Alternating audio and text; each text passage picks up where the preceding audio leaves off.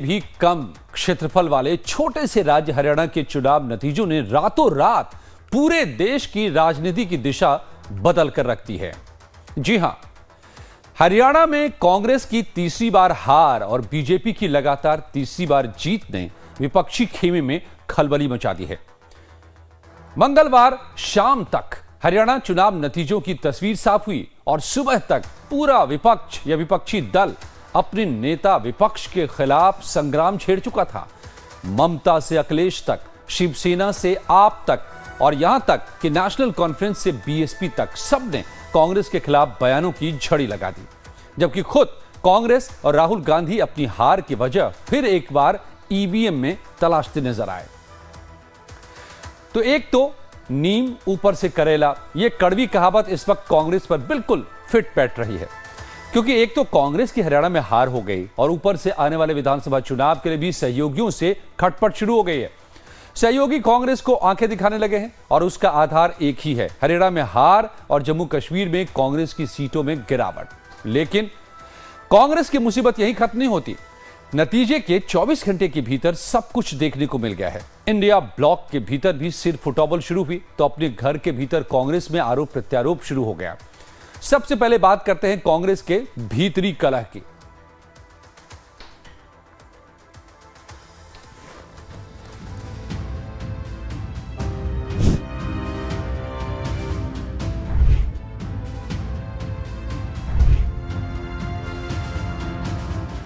हरियाणा में चुनाव प्रचार के दौरान ही कांग्रेस में अंतर कलह की बातें सामने आनी शुरू हो गई थी और नतीजे में हार के बाद भी इसे बड़ी वजहों में गिना गया। कहा गया कि हुड्डा और सैलजा के बीच नेतृत्व के लिए खींचतान ने कांग्रेस को हरा दिया और नतीजे के 24 घंटे के भीतर हारे हुए कांग्रेस के 2 उम्मीदवार जब दिल्ली में कुमारी सैलजा से मिलने पहुंचे तो पार्टी के भीतरी कलह को सामने लाकर रख दिया। विधायकों ने कुछ ऐसा कहा जो पार्टी के भीतर विस्फोट कर सकता है। विधायकों ने कहा कि पिता और पुत्र यानी भूपेंद्र और दीपेंद्र हुड्डा की जोड़ी के चलते कांग्रेस की हार हुई। अंबाला कैंट में अनिल विज से चुनाव हार चुके कांग्रेस के प्रत्याशी परविंदर सिंह परी ने भूपेंद्र हुड्डा और उनके बेटे दीपेंद्र हुड्डा पर गंभीर आरोप लगाते हुए कहा कि पिता और पुत्र उनके सामने जानबूझकर निर्दलीय प्रत्याशी को सपोर्ट कर रहे थे। हुड्डा परिवार पर राहुल गांधी को भी गुमराह करने के आरोप लग रहे हैं। एक परिवार 6 बार इलेक्शन हारता है, लगातार 6 बार इलेक्शन हारता है, उसके बावजूद भी कांग्रेस एक टिकट देती है परिवार में। निर्मल सिंह जी को अंबाला सिटी से टिकट दी जाती है और उनकी ही बेटी सुपुत्री एक ही घर में रहते हैं, एक ही छत में रहते हैं, एक ही एड्रेस में, घर का भी एक एड्रेस है और वो अंबाला छावनी से आज़ाद उम्मीदवार लड़ते हैं। दीपेंद्र हुड्डा जी आते हैं, वो अंबाला सिटी जाते हैं, निर्मल सिंह के खिलाफ दो उम्मीदवार थे उनको बैठाया जाता है और अंबाला छावनी में उनको सपोर्ट की जाती है। घर घर जाते हैं और दीपेंद्र हुड्डा जी प्रचार करते हैं आज़ाद उम्मीदवार के लिए। तो आज उसका नतीजा सब देखने को मिल रहा है। परविंदर सिंह परी के अलावा असंग विधानसभा से कांग्रेस के हारे हुए प्रत्याशी शमशेर सिंह गोगी ने भी कांग्रेस के अंदरूनी कलह का खुलासा कर दिया। शमशेर सिंह का कहना है कि 3 अलग अलग गुटों के आपसी खींचतान की वजह से ही कांग्रेस की ये हालत हुई है। शमशेर ने ये तक कहा कि कांग्रेस नहीं हारी है बल्कि हुड्डा ग्रुप हारा है। शमशेर सिंह ने तो आला कमान को भी कोसने में देर नहीं की। आला कमान ने सब कुछ हुड्डा बाप बेटों पर सौंप कर रखा था, जिसकी वजह से ये हार हुई। अगर सब लोग एक साथ चलते तो ये दिन कभी नहीं आता। कमान को मंथन करना चाहिए जीरो डेप्थ से और ये भी ध्यान रखना चाहिए भी कांग्रेस हारी है या व्यक्ति आ रहा है कोई। ये क्या आपको लगता है कि कांग्रेस नहीं आ रही है, हुड्डा कांग्रेस हारी है? मतलब ये कह रहे हैं आप कि हुड्डा हार गए, कांग्रेस नहीं हारी है? ये सारे का सारा जो नुकसान हुआ है उसकी वजह से। कुल मिलाकर कांग्रेस की हार की 2 बड़ी वजहें सामने आ रहे हैं। पहला, भूपेंद्र हुड्डा पर आला कमान की सरपरस्ती और दूसरा, कुमारी सैलजा, भूपेंद्र हुड्डा और रणदीप सुरजेवाला की आपसी खींचतान। लाइव टाइम्स के लिए दिल्ली से विवेक शुक्ला के साथ प्रशांत त्रिपाठी की रिपोर्ट। तो हरियाणा की हार से जिस तरीके से कांग्रेस के भीतर उबाल आया है वो भी आपने देखा, लेकिन हम अपने स्पेशल शो में आज आपको एक एक करके ये भी बताएंगे कि इंडिया गठबंधन के किन नेताओं ने कांग्रेस की हार को लेकर कैसे सरकार पर हमलावर तमाम दल हो गए हैं इंडिया ब्लॉक के, ये एक एक करके आपको बताते हैं। लेकिन पहले ये समझ लीजिए कि हरियाणा के नतीजों ने जहां एक तरफ विपक्षी खेमे में हाहाकार पैदा कर दिया है, वहीं बीजेपी के हौसले को फिर से एक बार बुलंद कर दिया है। ये भी हम आपको दिखाएंगे कि मोदी साहब ने किस तरह से हमला किया। मगर लोकसभा चुनाव के बाद से संसद से लेकर सड़क तक कई मौकों पर विपक्ष सरकार पर हावी भी होता नजर आया। वक्फ संशोधन बिल को विपक्ष के विरोध के चलते जेपीसी के पास भेजा गया, तो इससे पहले मोदी 3.0 के पहले बजट में कुछ प्रस्तावों को विपक्ष के दबाव के चलते ठंडे बस्ते में डालना पड़ा था। तो दूसरी तरफ राहुल गांधी हर मंच से यह दावा करते रहे हैं कि उन्होंने मोदी के कॉन्फिडेंस को तोड़ डाला है।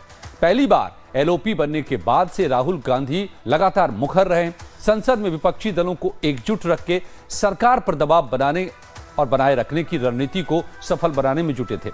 चुनाव मैदान में भी राहुल का यह अटैक लगातार जारी रहा था।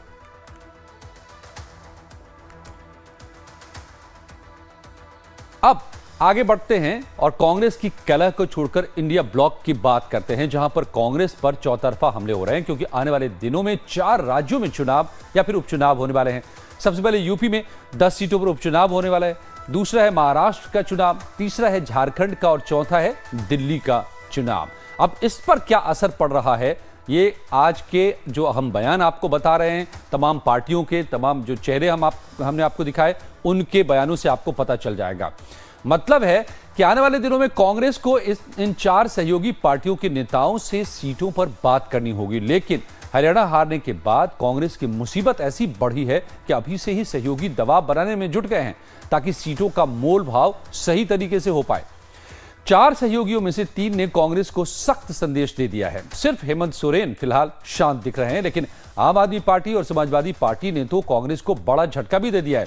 यानी हरियाणा के चुनावी नतीजों के अगले ही दिन सहयोगियों की ओर से कांग्रेस को 2 झटके लग गए। इसे सहयोगियों का कांग्रेस से बदला कह सकते हैं, क्योंकि कुछ दिनों पहले जम्मू कश्मीर में कांग्रेस ने समाजवादी पार्टी से गठबंधन की गुंजाइश को खत्म कर दिया था और कई दौर की मीटिंग के बाद हरियाणा में भी कांग्रेस ने आप से गठबंधन नहीं किया। हरियाणा में गठबंधन नहीं होना कांग्रेस के लिए कैसे मुसीबत बनी, वो तो हम आपको दिखाएंगे। लेकिन पहले जानिए कि अखिलेश की ओर से कांग्रेस को क्या झटका मिला है, जिसमें उन्होंने उपचुनाव के लिए एक तरफा उम्मीदवारों के नामों का ऐलान कर दिया है। 10 सीटों में 6 उम्मीदवारों के नाम का ऐलान करते हुए एसपी ने भी हरियाणा में हार के लिए कांग्रेस के अति आत्मविश्वास को जिम्मेदार ठहरा दिया है। अखिलेश यादव की पार्टी ने यूपी उपचुनाव के लिए उन सीटों पर भी अपने उम्मीदवारों के नाम का ऐलान कर दिया जिस पर कांग्रेस दावा कर रही थी, जिसमें सबसे ऊपर है फूलपुर सीट, जहां से अखिलेश ने प्रयागराज के फूलपुर से मुस्तफा सिद्दीकी को टिकट दे दिया है। समाजवादी पार्टी ने 6 में से 4 सीटों पर पिछड़े और दलित उम्मीदवार उतारे हैं, जबकि 2 सीट पर मुस्लिम चेहरों को जगह दी है।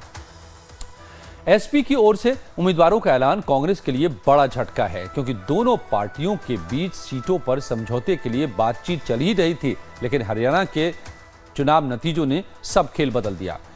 अब आम आदमी पार्टी ने कांग्रेस को जो झटका दिया है उसे भी जान लीजिए। विधानसभा चुनाव के लिए कांग्रेस को मिली करारी हार के बाद आम आदमी पार्टी ने एक बड़ा दिलचस्प बयान दिया, जिसमें उसने कांग्रेस को ओवर कॉन्फिडेंट और बीजेपी को अहंकारी बताया। और इसके साथ ही आम आदमी पार्टी ने दिल्ली में अकेले विधानसभा चुनाव लड़ने का ऐलान कर दिया। सुनिए पार्टी प्रवक्ता प्रियंका कक्कड़ ने क्या कहा है। देखिए, कांग्रेस को कांग्रेस के अति आत्मविश्वास ने हराया है। जब उत्तर प्रदेश में 2022 में उनकी सिर्फ 2 सीटें थी विधानसभा में, तो भी सपा ने उनको 17 सीटें दी लोकसभा में। दिल्ली में विधानसभा में पिछले 10 साल से कांग्रेस 0 पे है, पर लोकसभा में आम आदमी पार्टी ने उनको 3 सीटें दी। पर कांग्रेस को जरूरी नहीं लगा कि वो अपने अलायंस पार्टनर्स को साथ लेकर चले। हमने बहुत प्रयास किया, पर इसका पोस्टमार्टम करने का कोई फायदा नहीं है, हमें आगे का सोचना। देखिए, हरियाणा के अंदर हमने प्रयास किया था कि मिलकर के चुनाव लड़ा जाए, लेकिन कांग्रेस ने उस निर्णय पे सहमति नहीं दिखाई। परिणाम सबके सामने है। जहां तक दिल्ली का सवाल है, हमने ये देखा है पिछले 2 बार से कि हर बार लोकसभा में हरियाणा में भाजपा जीतती है और दिल्ली में आम आदमी पार्टी प्रचंड बहुमत से सरकार बनाती है। 70 के 70 विधानसभा क्षेत्रों में संगठनात्मक स्तर पर, कैंपेन के स्तर पर हम तैयारी कर रहे हैं और हमें भरोसा है कि दिल्ली की जनता के साथ मिल करके अपने कामों के दम पर हम दिल्ली में पुनः सरकार बनाएंगे। इसका मतलब यह है कि लोकसभा चुनाव की तरह विधानसभा में आप और कांग्रेस के बीच कोई गठबंधन नहीं होगा।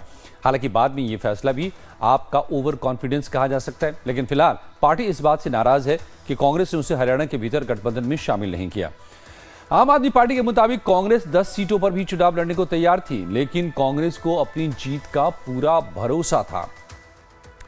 हरियाणा में कांग्रेस को जो हार मिली है उसके लिए पार्टी को महाराष्ट्र तक से जवाब मिल रहा है। शिवसेना ने भी कांग्रेस को हरियाणा में सीख लेने को कहा है। शिवसेना ने सामना में लेख लिखकर कांग्रेस को नसीहत दे दी। शिवसेना ने कहा कि कांग्रेस ने हरियाणा में आप जैसी पार्टियों से गठबंधन नहीं किया और उसी की वजह से हार का सामना करना पड़ रहा है, जबकि पार्टी को जम्मू कश्मीर में गठबंधन का फायदा दिख गया। शिवसेना ने सामना में लेख के जरिए कांग्रेस पर बड़ा कटाक्ष भी किया है। लिखा है कि कांग्रेस को पता है कि जीत को हार में कैसे बदलना है। शिवसेना के मुताबिक हरियाणा में हार कांग्रेस के भीतर ओवर कॉन्फिडेंस और लोकल लीडरशिप के अहंकार का नतीजा है। हुड्डा ने नॉन जाट वोटर्स को साथ नहीं लिया, जिसका खामियाजा भुगतना पड़ा। तो ये बातें शिवसेना की तरफ से आई हैं। महाराष्ट्र में चुनाव है, उसके मद्देनजर ये काफी अहम हो जाता है। अब ये शिवसेना जो हर बात पर लगातार कांग्रेस के साथ खड़ी दिखाई दे रही है, कांग्रेस के साथ बयान देती रही है। कल तक की सूरत यह थी कि जब तक ये तय नहीं हुआ था कि हार जीत किसके पक्ष में है, किसके खिलाफ है, तब तक शिवसेना साथ बयान दे रही थी। संजय राउत ने ईवीएम वाले मुद्दे पर तुरंत इधर से जैसी जयराम रमेश ने बातें कही, उधर से संजय राउत ने भी बयान दे दिए थे। लेकिन रात में सामना में जो बात कही गई कि कांग्रेस को अच्छे से पता है कि अपनी जीत को कैसे हार में बदला जा सकता है, और उसके बाद जो सुझाव दिए जा रहे हैं उसने सब कुछ साफ कर दिया कि अब आने वाले दिनों में किस तरह के संबंध महाअघाड़ी के भीतर के दलों में हो सकते हैं। अब आप दो ग्राफिक्स के जरिए भी समझिए कि आखिर क्यों इंडिया ब्लॉक के तमाम सहयोगी कह रहे हैं कि अगर आपसे गठबंधन हुआ तो हरियाणा में बीजेपी हार जाती। इसके लिए सबसे पहले देखिए कांग्रेस और बीजेपी को मिले वोट शेयर का आंकड़ा, जिसमें बहुत ही मामूली सा फर्क है। कांग्रेस को 39.94% वोट मिले हैं, जबकि बीजेपी को 39.09% वोट मिले। यानी दोनों पार्टियों के वोट शेयर का सिर्फ के बीच में 0.85% का अंतर रहा। बीजेपी को करीब 40% वोट के साथ कुल 55,48,000 वोट मिले, जबकि कांग्रेस को 54,30,000 वोट मिले। इस आंकड़े के लिहाज से देखें तो कांग्रेस को बीजेपी की तुलना में महज 1,18,000 वोट कम मिले और यही जीत और हार का डिसाइडिंग फैक्टर बन गया। सिर्फ 1,18,000 वोट से कांग्रेस चुनाव हार गई। अब अगला आंकड़ा भी बहुत गौर से देखिएगा। कांग्रेस हारी 1,18,000 वोटों से, जबकि अकेले आम आदमी पार्टी को 2,48,000 वोट मिले। मतलब साफ है कि अगर गठबंधन हो जाता तो कांग्रेस की जीत पक्की थी, और इसीलिए अब आम आदमी पार्टी गुस्सा निकाल रही है कि साथ नहीं लिया तो क्या हाल हुआ। और यह रवैया कांग्रेस का बार बार दिखाई देता है। इसी वजह से तमाम जो साथी हैं कांग्रेस के, वो इस वक्त हमलावर नजर आ रहे हैं। अब इस सब के बीच में बीएसपी अध्यक्ष मायावती ने भी हरियाणा चुनाव के परिणाम आने के बाद कांग्रेस पर निशाना साध दिया है। मायावती ने कहा है कि आरक्षण को लेकर कांग्रेस के एजेंडे से सबको सावधान रहने की जरूरत है। मायावती ने यह भी कहा कि कांग्रेस के एजेंडे के चलते ही बीएसपी को हरियाणा में नुकसान पहुंचा है। जम्मू कश्मीर व हरियाणा प्रदेश में जल्दी ही विधानसभा के हुए आम चुनाव में हमारी पार्टी इनके इन और भी हथकंडों व षड्यंत्रों आदि से अपने लोगों को पूरे तौर से बाहर नहीं निकाल पाई, जिससे पार्टी को इन दोनों राज्यों के चुनाव में भी यहाँ काफी कुछ नुकसान उठाना पड़ा है। ऐसी स्थिति में अब अपनी पार्टी के लोगों को बीच बीच में व इनके ऐसे सभी हथकंडों एवं षड्यंत्रों से भी सावधान करते रहना बहुत जरूरी है। अब हमें अपनी विशेष रणनीति बनानी होगी। तो अब ये नहीं कि इलेक्शन में ये लोग क्या बता रहे हैं, हमें अभी पहले की तरह कैडर के जरिए, तो हमें बीच बीच में कैडर के जरिए बीच बीच में इनके ऐसे सभी हथकंडों षड्यंत्रों आदि से भी सावधान करते रहना बहुत जरूरी है। देश में इस बार 18वीं लोकसभा के हुए आम चुनाव में खासकर कांग्रेस के इंडिया गठबंधन ने संविधान बचाओ व आरक्षण बचाओ आदि का ये हथकंडा इस्तेमाल करके फिर इसकी आड़ में इन्होंने देश के विशेषकर भोले भाले SC, ST व OBC वर्गों के लोगों को गुमराह करके व इनका अधिकांश वोट लेकर अपने गठबंधन को तो मजबूत बना लिया है, जिससे हमारी जैसी और पार्टियों को भी काफी ज्यादा नुकसान हुआ है। तो एक तरफ इंडिया ब्लॉक के तमाम जो नेता हैं या विपक्ष के जो नेता हैं, उनका आपने प्रहार देखा कि कांग्रेस पर किस तरह से साथियों का प्रहार है, अपनों का वार शुरू हो गया हरियाणा में नतीजे आने के बाद से। तो दूसरी तरफ बीजेपी का क्या हाल है, ये भी समझना बहुत दिलचस्प है। हरियाणा विधानसभा चुनाव में लगातार तीसरी बार बीजेपी की जीत से उत्साहित पीएम मोदी ने भी कांग्रेस पर जमकर निशाना साधना शुरू कर दिया है। पीएम मोदी ने कहा कि कांग्रेस बांटो और राज करो के फॉर्मूले पर काम करती है। पीएम मोदी ने यह भी कहा कि हरियाणा में कांग्रेस दलित समाज को आरक्षण के मुद्दे पर बरगलाना चाहती थी। पीएम मोदी ने कहा कि कांग्रेस हिंदू समाज को जातियों में बांटना चाहती है। लगातार इसको लेकर के बड़े हमले कैसे किए हैं पीएम ने, सुनिए। कल ही हरियाणा और जम्मू कश्मीर के चुनाव परिणाम आए हैं। हरियाणा ने बता दिया है देश का मूड क्या है, मिजाज क्या है। 2 बार कार्यकाल पूरा करने के बाद लगातार तीसरी बार चुनकर आना ऐतिहासिक है। कांग्रेस का पूरा इकोसिस्टम, अर्बन नक्सल का पूरा गिरोह जनता को गुमराह करने में जुटा था, लेकिन कांग्रेस की सारी साजिशें ध्वस्त हो गई। उन्होंने दलितों के बीच झूठ फैलाने की कोशिश की, लेकिन दलित समाज ने इनके खतरनाक इरादों को भांप लिया। दलितों को एहसास हो गया कि कांग्रेस उनका आरक्षण छीनकर अपने वोट बैंक को बांटना चाहती है। आज हरियाणा के दलित वर्ग ने बीजेपी को रिकॉर्ड समर्थन दिया है।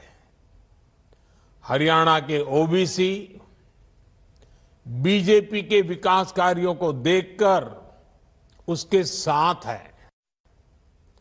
कांग्रेस ने किसानों को भड़काया, लेकिन किसानों को पता है कि उसे फसलों पर एमएसपी किसने दी। हरियाणा के किसान बीजेपी की किसान कल्याण योजनाओं से खुश है। कांग्रेस ने युवाओं को टारगेट किया और अलग अलग तरीके से उन्हें भड़काने की कोशिश की, लेकिन हरियाणा के नौजवान, हमारी बहनें बेटियां अपने उज्जवल भविष्य के लिए भाजपा पर ही भरोसा कर रहे हैं। तो हरियाणा की हार को लेकर कांग्रेस पर चारों ओर से हमले के बाद राहुल गांधी ने अपनी प्रतिक्रिया दी। सोशल मीडिया पोस्ट पर लिखा कि जम्मू कश्मीर के लोगों का तहे दिल से शुक्रिया। प्रदेश में इंडिया की जीत संविधान की जीत है, लोकतांत्रिक स्वाभिमान की जीत है। हम हरियाणा के अप्रत्याशित नतीजे का विश्लेषण कर रहे हैं। अनेक विधानसभा क्षेत्रों से आ रही शिकायतों से चुनाव आयोग को अवगत कराएंगे। सभी हरियाणा वासियों को उनके समर्थन और हमारे बब्बर शेर कार्यकर्ताओं को उनके अथक परिश्रम के लिए दिल से धन्यवाद। ये रिएक्शन राहुल गांधी का हरियाणा के नतीजों के बाद।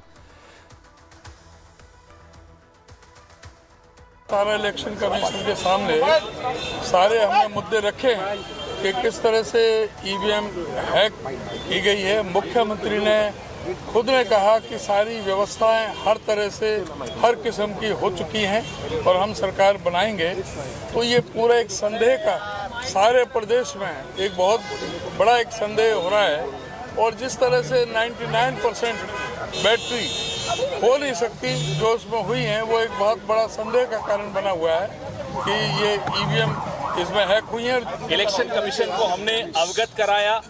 करीब 20 शिकायतें जो हमारे पास आई हैं, उनमें से 7 लिखित शिकायतें जो अभी आई हैं 7 कॉन्स्टिट्यूएंसीज से, जिसमें बैटरीज का खास तौर पे जो 99% बैटरीज दिखा रही थी काउंटिंग के दिन, और बाकी मशीनें जो सामान्य थी वो 60-70% दिखा रही थी। उससे हमने चुनाव आयोग को अवगत कराया और चुनाव आयोग ने हमें ये आश्वासन दिया है, क्योंकि माकन जी ने और सिंघवी साहब ने एक मांग रखी कि वो तमाम मशीनें जिनके बारे में आज जिक्र किया है, शिकायत की है, उन मशीनों को सील कर दिया जाए। जो नतीजा है हरियाणा का आश्चर्यचकित करने वाला है, क्योंकि हर आदमी समझता था कि हरियाणा में कांग्रेस सरकार बनाने जा रही है। चाहे आप मीडिया के आदमी हो, चाहे आपके एक्सपर्ट हो, चाहे आईबी हो, चाहे कोई भी एजेंसी हो, सबकी ये रिपोर्ट है। सर्वे, सारे सर्वे ये आए थे, लेकिन ये हुआ। पोस्टल बैलेट की गिनती शुरू होती है तो हर जगह कांग्रेस लीड करती है, ईवीएम की शुरू होती है तो कांग्रेस साइड पर जाती है। तो डाउट क्रिएट किए हुए हैं। तो ये तो कांग्रेसी नेताओं की प्रतिक्रिया आप देख रहे थे। राहुल की प्रतिक्रिया में ईवीएम का भी जिक्र किया गया, जिसका बीजेपी की ओर से फौरन जवाब भी आया। शहनवाज हुसैन ने ईवीएम को लेकर के उल्टा कांग्रेस से सवाल कर दिया। अब राहुल गांधी बताएं, कर्नाटक की जीत किसकी जीत है? हिमाचल और तेलंगाना की जीत किसकी जीत है? हरियाणा में हार गए तो मीठा मीठा गप गप, तीता तीता थू थू। अब आपको बहुत ईवीएम में खराबी नजर आ रहा है। अपने में जो खराबी है वो नहीं दिख रहा। जिलेबी में 50,000 अल्बड़कर को लगा रहे हैं, कोई सीरियस नहीं ले रहा आपको। पूरे देश में जिलेबी बंटवा दिया आपने, जिलेबी वालों का तो बहुत भला कर दिया, लेकिन कांग्रेस का भला नहीं किया आपने। विदेश में जाकर भारत के खिलाफ बयान देते हैं। पार्लियामेंट में आपने देश के प्रधानमंत्री जो सबसे लोकप्रिय नेता है उनका अपमान किया, उससे हरियाणा के लोग बहुत नाराज थे। हरियाणा में नरेंद्र मोदी जी की बहुत लोकप्रियता है। गुजरात के बाद सबसे ज़्यादा वो हरियाणा में रहे। हरियाणा, हिमाचल, चंडीगढ़ के प्रभारी रहे। गांव-गांव, ढानी-ढानी घूमे वो। वहाँ के लोगों से व्यक्तिगत रिश्ता है। जब राहुल गांधी अपमान कर रहे थे पार्लियामेंट में, तब हरियाणा के लोगों के आंख से आंसू गिर रहे थे। सब उन लोगों ने बदला लिया है प्रधानमंत्री के अपमान का। और ये पूरी जीत नरेंद्र मोदी जी को समर्पित है। नरेंद्र मोदी जी को प्यार करने वाले लोगों ने आज फिर से 48-49 सीट देकर ये बता दिया है कि नरेंद्र मोदी जी को ही हरियाणा प्यार करेगा। और इस जीत से ये भी संदेश चला गया है कि हरियाणा जीते हैं, झारखंड भी जीतेंगे, जीतेंगे महाराष्ट्र और राष्ट्र भी जीतेंगे।